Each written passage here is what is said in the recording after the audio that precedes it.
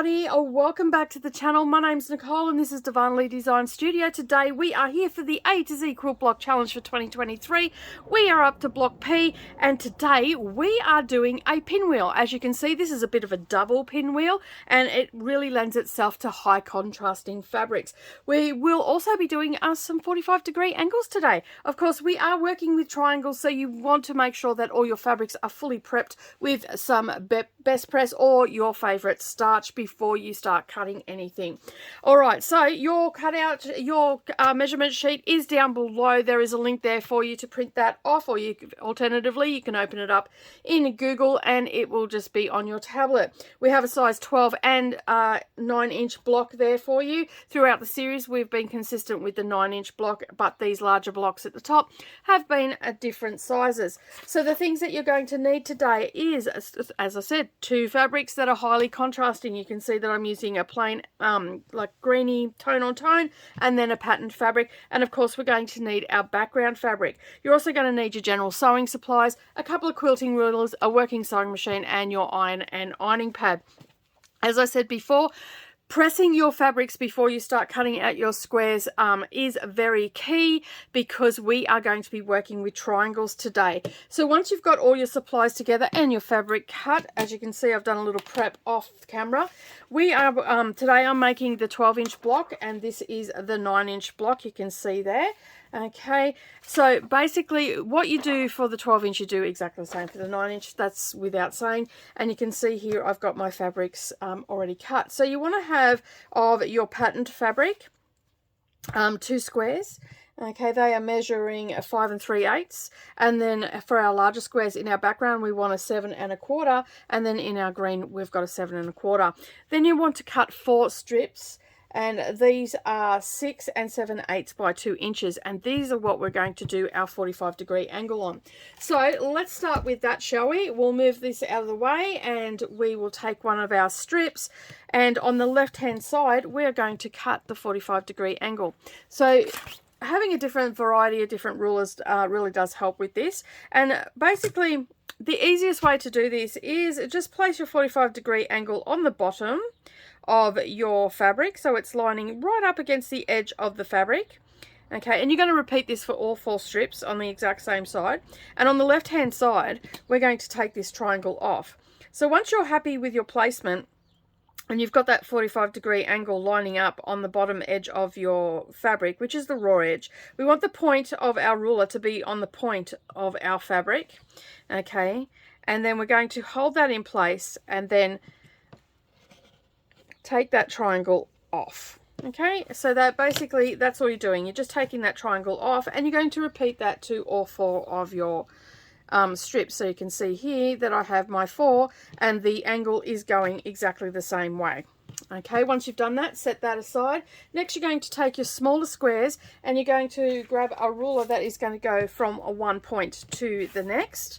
Okay, and we're going to cut these in half.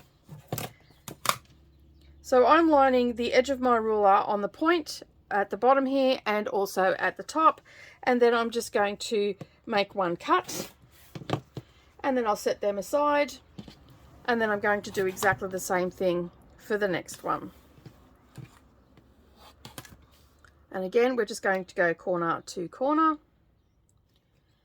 put some pressure on your ruler, and that's our triangle. So we need 4 triangles in our patterned fabric as we've got here, and then we're also going to need 4 triangles in our green fabric and our background fabric. And to get those 4 triangles, basically all we're going to do is we're going to again line corner to corner and cut without moving your fabric. We're going to move our ruler and we're going to lie that on top and cut corner to corner. So that will give you 4, little thread there, need a new rotary blade. Okay, that will give you 4 triangles out of your square.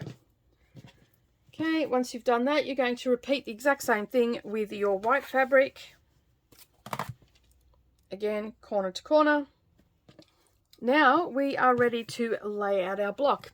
How quick is that? All right, so bringing down our design board, move your rotary cutter and your rulers out of the way. We're going to set our fabrics off to the side, and we're going to get our layout sheet so you can see this here. And we're going to start with our green fabric. We're going to place a triangle there, and then we're going to take a white triangle and place that there.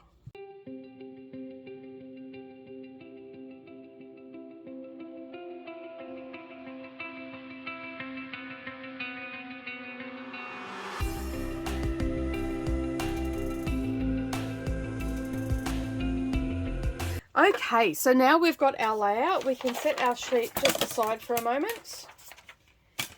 Okay, this block is really good for chain piecing. So basically all we're going to do is lay our triangles right sides together, and I like to start on a flat side.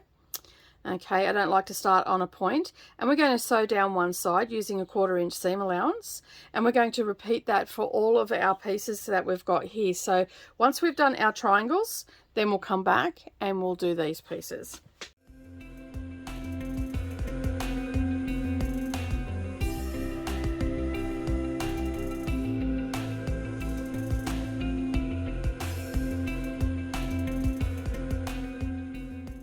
So now we're going to add our strips onto this triangle, and you can see we've got a 1/4 inch dog ear on this. We need to have that there, so make sure that you have that.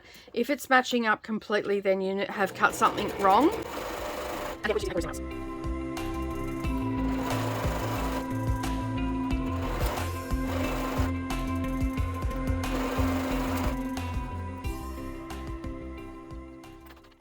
Okay, so once you've done that, what we're going to do now is we are going to press our seams open, and to do that we just flip that over and we'll finger press all these and then press them with the iron.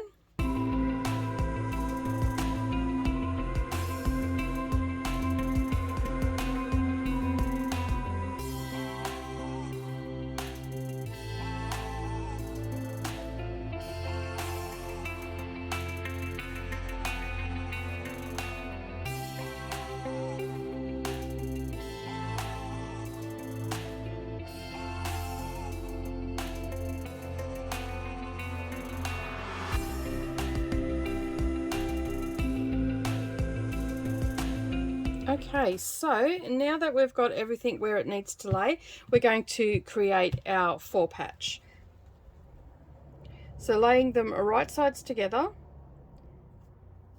lining everything up, all our raw edges, grabbing our pins and just placing a pin on that center seam there, and then that'll give us a chance to line everything up, and then we're just going to chain piece that through. And we're going to repeat that for all 4 sections.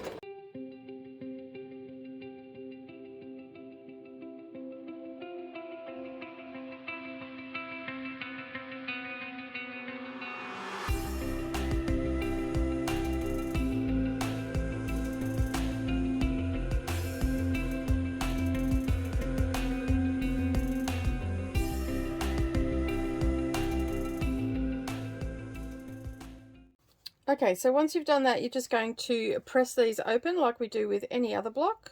All right, so we've pressed them. Now what we need to do is square them up. We're going to square each of these up to 6.5 inches, and then we'll be ready to sew it together. So as you can see, I'm treating it now like a half square triangle. I'm putting my 45-degree angle onto my seam where the 2 sections come together. And I'm just going to trim around that, and you can see I don't really need to take too much off. It's just basically the dog ears that I'm taking off, but if there's any excess fabric there, it'll just get rid of that. Then I'll spin that around and do exactly the same thing, lining up my 6.5 on the 45-degree angle on there. Okay, so I'm going to repeat that with the remaining 3 blocks, and I'll see you back here for final assembly. Okay, so we have now squared them all up, and now we've got our 4 squares, and basically all we're going to do is place them back in where they need to go, and I think that's right. Yes, that is right. And all we're going to do is join these together. We're going to treat it as a 4 patch. So once you've got those 2 together, then we'll sew up the center one. All right, lining up. Now just be mindful, we do have some diagonals that we have to make sure that we line up. So this is where I'm going to focus.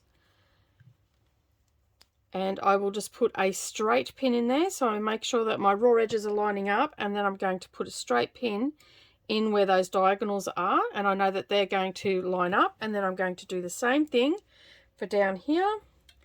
Again, just lining up. I'm not focusing anywhere else. I'm just focusing on our diagonal here and our raw edge corner.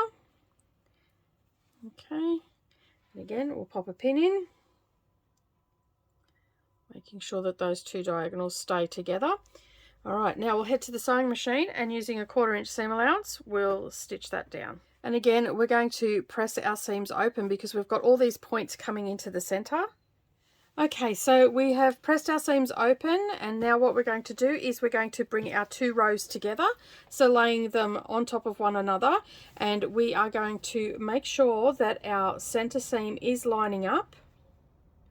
And at this stage, we're going to use our fork pins. If you haven't got any fork pins, there is a link down below where you can get some from an Amazon link. Now, I'm not focusing anywhere else right now. I'm just focusing on that center seam. And I'm just going to pop that fork pin in, and then I will worry about over here. And I'll place a pin in this section, and then line this raw edge up as well, and pop another pin over here. All right, now we are ready to head over to the sewing machine and stitch 1/4 inch seam allowance. Move our pins, and then give it one final press by pressing that seam open, and then we are done. And there we have it, our pinwheel block for this week. All right, so the next block that we're going to be working on is a block Q. But I'd just like to say thank you for being here today. I really do appreciate you being here and joining in the fun of our A to Z Quilt Block Challenge. As always, leave me a comment down below. Don't forget to give this video a thumbs up. And if you're new here and you've yet to subscribe, make sure you hit that subscribe button and the little bell icon beside it. And then that way you won't miss out on any future posts. But that's it from me today. Have a wonderful day, everybody, and as always, I will see you in the next video. Bye for now.